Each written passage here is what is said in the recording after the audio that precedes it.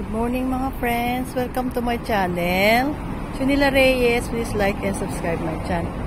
Ito yung yung bisikleta. Bicycle siya for rental. Paano kaya ito? Ito nire-rent siya na yan. Lahat yan, di ba? Yan, for rent yan. Ngayon, paano ba ang pag-awan nito? Ito,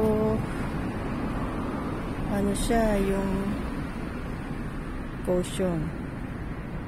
Ito siya. Through driveway. Ito, may caution, may keep left.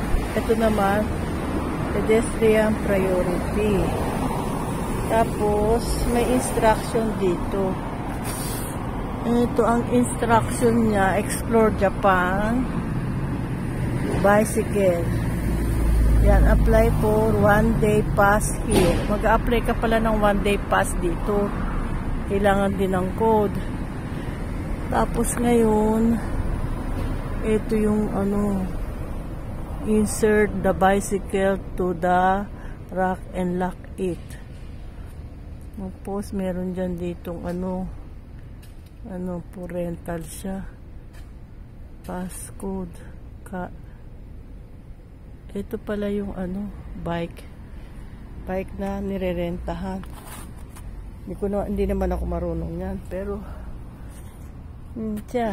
kulay green siya lahat. Kulay green, pero hindi ko alam kung paano siya kung paano siya ino-operate. Diba? Ang ganda ng kulay. Electric assist. Yan.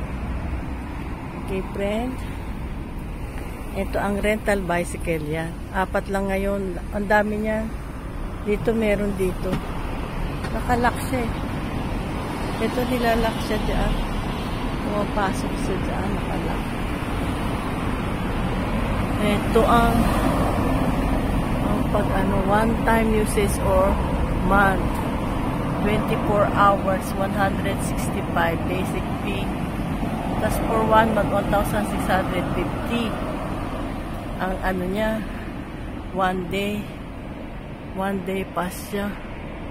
Port number. Tapos this is smart lorry. Kailangan may code. Ayan. Ayan ang pagganyan dito, diba? Kailangan ng dito maraming bicycle. Kayang gagawin natin. Ito, hindi rin naman ako marunong yan kasi may code siya. At kayang gagawin natin.